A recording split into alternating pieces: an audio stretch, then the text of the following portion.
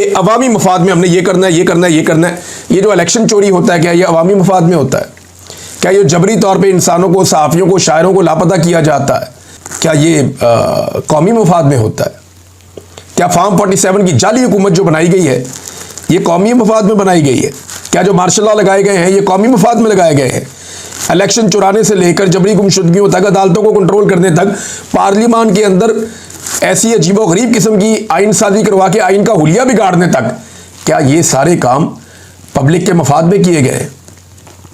Public interest, आप फैसला ही नहीं कर सकते, आपके पास आईनी तौर पे ये इख्तियार ही नहीं है कि आप पब्लिक इंटरेस्ट का फैसला करें। ये तो अवामी मुंतखब नुमाइंदे वो ये फैसला करेंगे कि अवामी मफाद में क्या करना है, और वो जो फैसला करेंगे आप बाउंड है कि आपने उस फैसले के ऊपर अमल दरामद करना है, सर फेंक के। आपको पसंद आए या ना आए, आपको अमल दरामद करना पड़ेगा, इसलिए कि आप अपने दिमाग से काम नहीं ले सकते। आईने पाकिस्तान में उसकी गुंजाइश नहीं है कि आप खुद से पब्लिक जो इंटरेस्ट है उसको फैसला करें कि ये पब्लिक इंटरेस्ट है और वो आप काम करना शुरू कर दें। नहीं, आप नहीं कर सकते।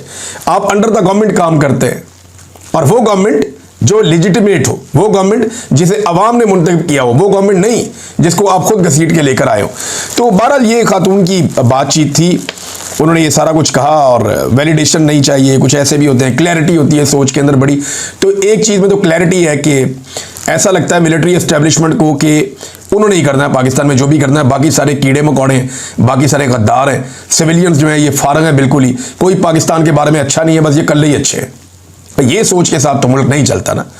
आपको कीड़े मकोड़ों को अहमियत देनी पड़ेगी, आपको ब्लडी सिविलियंस को अहमियत देनी पड़ेगी, आपको ये कहना पड़ेगा कि ये लोग हमसे ज़्यादा बेहतर हैं, ये समझदार भी हैं, ये मुल्क चला भी लेंगे, ये फैसले करेंगे, हम फैसलों के ऊपर अमल दरामद करेंगे, फिर तो आपका इंस्टीट्यूशन आइन और कानून के मुताबिक चलेगा। मतलब ये खातून ऑफिसर हैं, इन्होंने जो बातें की इसके ऊपर इस किस्म का रिएक्शन, इससे बहुत सख्त रिएक्शन आ रहा है पब्लिक का। पता नहीं आइडियाज़ कौन देता है कि लाके खातून को अब खड़ा कर दिया है और उन्हें कह रहे हैं जी कि आप एक लेक्चर दे दें तलबा को, और वो लेक्चर के मखसूस हिस्से निकाल के उस पर म्यूजिक चाड़ के उसको जनाब पब्लिक भी कर दिया। तो क्या लोग बिलीव करेंगे कि मिलिट्री के अंदर ये जो है वो सेल्फ अकाउंटेबिलिटी है? चारों में से एक डिक्टेटर की अकाउंटेबिलिटी की होती तो लोग मान लेते। पब्लिक इंटरेस्ट में आप काम करते हैं, ये आपको इख्तियार ही नहीं दिया हुआ। बहरहाल आगे चलते हैं। ख्वाजा आसिफ और राना सनाउल्लाह साहब ये दो मिशन पे काम कर रहे हैं, और ये सारी गवर्नमेंट ही इस मिशन पे काम कर रही है। ये लोग जरा फ्रंट फुट पे आए हुए हैं। एक ये बताना चाह रहे हैं कि हुकूमत हम नहीं चला रहे, हुकूमत फौज चला रही है, और हमें फिलहाल इसमें कोई एतराज़ नहीं है। वो बार बार ये कहते हैं जनाब ये हाइब्रिड सिस्टम है, और ये क्यों बात कर रहे हैं, ये सोचने वाली बात है। या तो ये ज़हनी तौर पर खुद तैयार हैं और कौम को तैयार कर रहे हैं कि ज़हनी तौर पे तैयार रहे, इसराइल को पाकिस्तान तस्लीम करने जा रहा है, या फिर ये पाकिस्तान को एक नई डिबेट के अंदर बिला वजह घसीटना चाहते हैं, जो गैर ज़रूरी है। मेरे ख्याल में इस वक्त इन चीज़ों को छोड़ दिया जाना चाहिए और फोकस करना चाहिए कि फ़लस्तीन के अंदर, गज़ा के अंदर अमन कायम हो जाए और फ़लस्तीनियों को उनका राइट मिले जो वो चाहते हैं। ये बहुत दूर की बातें हैं, लेकिन अभी इन बातों को छेड़ने का मकसद कोई समझ नहीं आ रहा, जानबूझ के इन चीज़ों को छेड़ा जा रहा है। हालांकि जनरल बाजवा ये फैसला कर चुके थे, वो ये फैसला कर चुके थे कि पाकिस्तान इसराइल को तस्लीम करने वाली साइड पे जाएगा, और वो ये बातें सहाफ़ियों के साथ, लोगों के साथ करते भी थे। इमरान खान साहब ने इस बात को माइंड किया था। अब इमरान खान साहब के साथ जो हो रहा है वो आपके सामने है। नाज़रीन, एक स्कैंडल है मेरे पास, और ये एक बड़ा स्कैंडल है। ये तकरीबन 3 स्कैंडल्स की एक सीरीज़ है जो मैं आपके सामने रखूँगा, और ये स्कैंडल सबसे पहले मैं आपके सामने रखने जा रहा हूँ। ये अब बड़ी बड़ी गाड़ियाँ देखते हैं ना सड़कों पर चलते हुए, ये बहुत महंगी गाड़ियाँ होती हैं। इनमें 5 करोड़ से 10 करोड़ तक, बाद गाड़ियाँ इससे भी ज़्यादा महंगी होती हैं, और ये ख़ास तौर पे जो बड़ी बड़ी जीपें, SUVs, इनकी कीमत बहुत ज़्यादा होती है।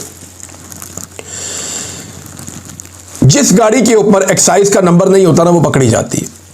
अब मैं आपको एक स्कैंडल बताने जा रहा हूँ कि किस तरीके से जाली नंबर हासिल किए गए गाड़ियों के। नॉन कस्टम गाड़ियाँ पाकिस्तान में स्मगल होकर आती हैं, उन गाड़ियों को कस्टम्स पकड़ लेता है। कस्टम का डिपार्टमेंट उन्हें पकड़ने के बाद उनकी ऑक्शन करता है, और ऑक्शन के ज़रिए से वो गाड़ियाँ दोबारा बोली लगती है, लोग ख़रीद लेते हैं। जब वो ख़रीदते हैं तो उनको एक पर्ची भी मिल जाती है, और उस पर्ची की बुनियाद के ऊपर वो पर्ची लेकर जाते हैं, रसीद, और जाकर वो एक्साइज के डिपार्टमेंट को दिखाते हैं कि जनाब हमने ये ऑक्शन में गाड़ी खरीदी है, लिहाजा ये चेसिस नंबर है गाड़ी का, ये इंजन नंबर है, इस गाड़ी को आप वैलिडेट कर दें, इसका नंबर जारी कर दें। नंबर मिलता है, गाड़ी लीगल हो जाती है, और लोग गाड़ी इस्तेमाल करते हैं। अब स्कैंडल कहाँ पे है? स्कैंडल है जनाब 2 जगहों पे। एक PSW एक डिपार्टमेंट है, पाकिस्तान सिंगल विंडो, और एक जनाब director general reforms and automation, ये इमरान मोहम्मद साहब हैं। जरा इमरान मोहम्मद साहब से पूछा जाए और उनसे इंक्वायरी की जाए तो सारा का सारा मामला खुल जाएगा। सैकड़ों गाड़ियां ऐसी जिन्हें कस्टम्स ने कभी नहीं पकड़ा, वो गाड़ियां रजिस्टर्ड हो चुकी हैं। और ये कैसे हुई हैं? गुज़िश्ता 6 महीने के अंदर बड़ी तेजी से ये खेल खेला जा रहा है। हो ये रहा है कि नॉन कस्टम गैर कानूनी गाड़ियां पाकिस्तान में मंगवाई जाती हैं, ये अफगानिस्तान से पाकिस्तान पहुंचती हैं और ये कीमती गाड़ियां हैं, इनमें एक एक गाड़ी की कीमत करोड़ों में है। ये गाड़ियां पाकिस्तान आ जाती हैं और ये कोई किसी किस्म का टैक्स नहीं देती। कस्टम इन गाड़ियों को पकड़ता नहीं है, लेकिन जो डेटाबेस है इसका गलत इस्तेमाल किया जाता है। डेटाबेस के जरिए से जाली एंट्रियां कर दी जाती हैं और की जा रही हैं कस्टम के सिस्टम के अंदर। अच्छा, जिस ऑफिसर का वो आईडी है ना, उसको भी नहीं बात पता होता कि उसके आईडी को इस्तेमाल करते हुए खोला गया है और डेटाबेस इस्तेमाल करने वालों ने पीछे से, जो पाकिस्तान सिंगल विंडो वाले हैं, उन्होंने मिल मिला करके director general reforms and automation का जो इमरान मोहम्मद साहब का सिस्टम है उसके साथ ये करते ये हैं कि ये चुप करके उसके अंदर एंट्री डाल देते हैं और गैर कानूनी गाड़ी को लीगल करके एक पर्ची जारी कर देते हैं। किसी को कानो कान खबर नहीं होती। सैकड़ों गाड़ियों का ये कर दिया गया है। पाकिस्तान के खजाने को अरबों रुपए का नुकसान पहुंचा दिया इन लोगों ने। इसकी इंक्वायरी करवा लें आप। मैं पाकिस्तान के निजाम को ये चैलेंज करके कहता हूं कि आप इसकी इंक्वायरी करवाएं, आपको सैकड़ों गाड़ियां मिलेंगी। गुज़िश्ता 6 महीने से ये काम बहुत तेजी से हो रहा है और काम ये हो रहा है कि गैर कानूनी गाड़ियां मंगवाई जाती हैं और वो मार्केट में बेच दी जाती हैं। बड़े आराम से एक एंट्री की जाती है कंप्यूटर के जरिए से, डेटाबेस में उसके अंदर घुस जाते हैं, वहां जाके उसकी एंट्री कर देते हैं और एक पर्ची निकाल के उनके हाथ में दे देते हैं। वो पर्ची लेकर जाते हैं, वहां पे एक्साइज से उसका नंबर ले लेते हैं, वो गाड़ी वैलिडेट हो जाती है, जाके मार्केट में बेच देते हैं।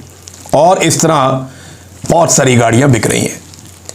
ये वारदात है, मैंने ये वारदात आज आपके सामने रख दी है। और एक बंदे का मैंने आपको नाम बताया, इमरान मोहम्मद साहब।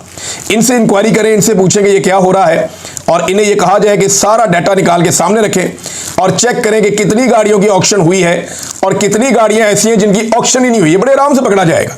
कैसे पकड़ा जाएगा? फर्ज करें 100 गाड़ियों की, ये तो है तो बहुत ज़्यादा है, लेकिन मैं आपको मिसाल दे रहा हूँ कि 100 गाड़ियाँ जो हैं वो उनके नंबर लगे हैं। उनमें से चेक कर लें वो कितनी गाड़ियाँ हैं जिनकी ऑक्शन हुई थी और जिनके इश्तिहारात छपे थे, तो आपको पता चलेगा कि उसमें तो सिर्फ इतनी गाड़ियाँ हैं, एक खास नंबर है जिनके इश्तिहारात छपे थे, जिनकी बोली गई थी और वो खरीदी गई हैं। बाकी गाड़ियां कहां से आ गई?